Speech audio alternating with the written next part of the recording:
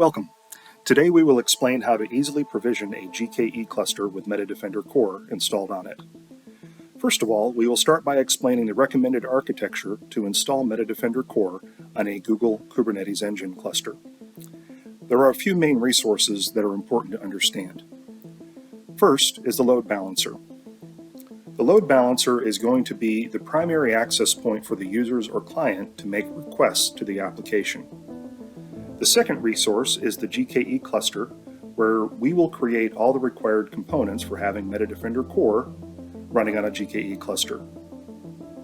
As you can see here, we have the service component that will automatically provision the load balancer for us in our Google account.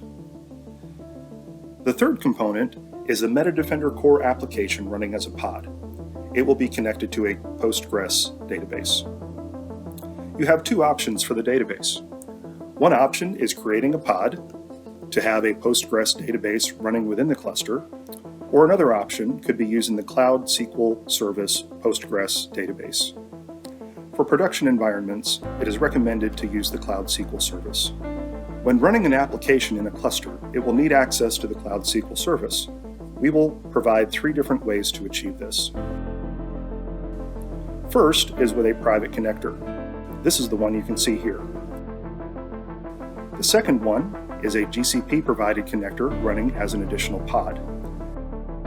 And thirdly, a GCP-provided connector running as a sidecar container on the MetaDefender Core pod.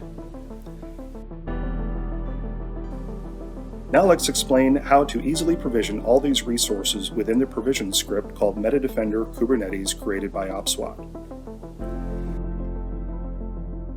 These details are documented on the MetaDefender Core documentation page, where we indicate all the prerequisites that are needed, like Terraform, Helm, Google Cloud CLI, and kubectl.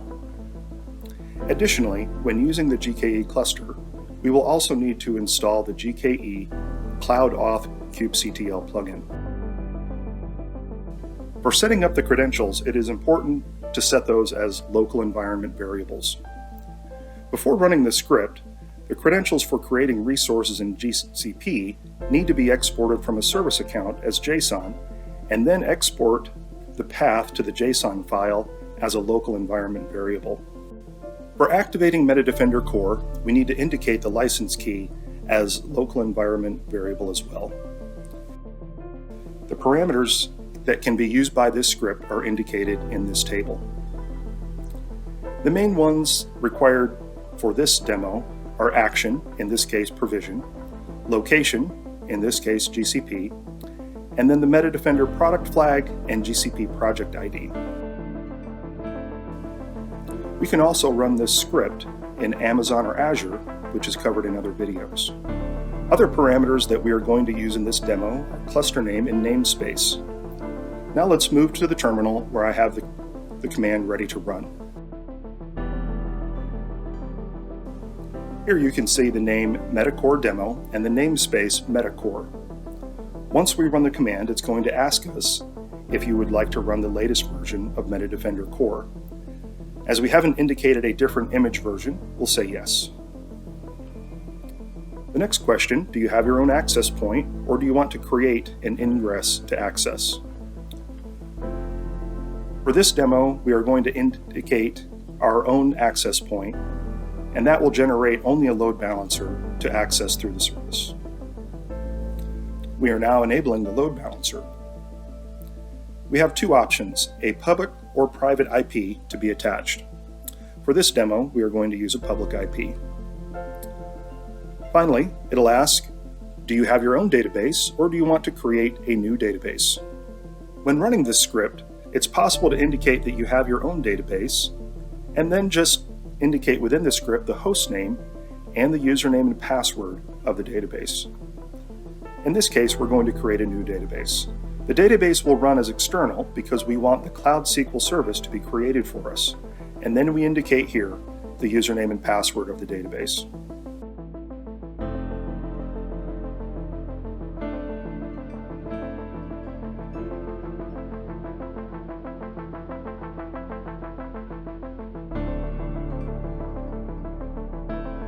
As we explained earlier, there are three different options to connect to the database. In this case, we either create a private connection or we use a pod for doing the process for us. We are going to say no. Now, we can see how the pod is created together with MetaDefender Core. Here is the summary of our selections. Then we continue. And now it is initializing Terraform. The next message is going to be that the Terraform is applied. The Terraform will list for us all the resources that are going to be created. We are going to say yes here, and then it's going to start to create other resources for us. This can take up to 8 minutes. I'll pause the video now and get back when the provisioning is complete. Okay, we're back after around 8 minutes and the provisioning is finished. We can see how the script has downloaded for us the context that is installed in our local environment. And then we're able to start the installation of MetaDefender Core inside the cluster. For this, we are going to use Helm, and the script is checking if the MetaDefender Core license is set up in the local environment variable. Now it will ask for the username and password for the MetaDefender Core UI.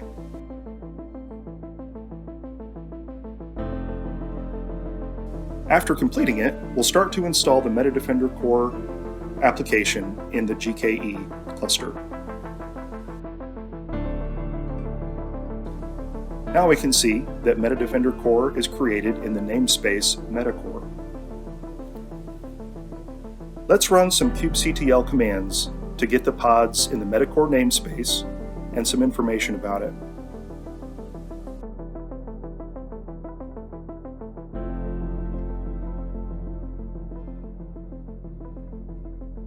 We can see that the Cloud SQL process is running and ready to send a request to the database, and that MetaDefender Core is still initializing. It isn't running yet. We will need to wait for the readiness proof to complete. After a couple of minutes, the readiness proof reports that the AV engines are installed and should be ready. Let's wait a few more seconds. Now we see that MetaDefender Core is running.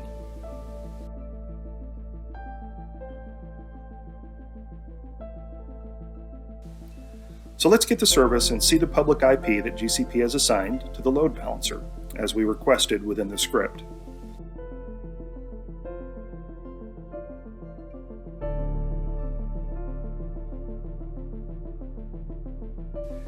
In this case, as we selected a public IP, we can copy that IP and put it in our browser together with port 8008.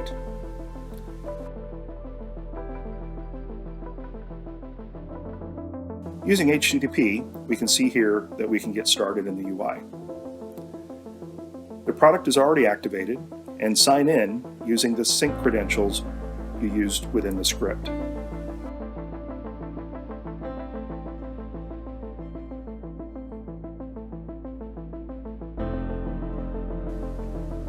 And that is how you can easily provision a GKE cluster with MetaDefender Core installed on it. Thank you, and see you in the next video.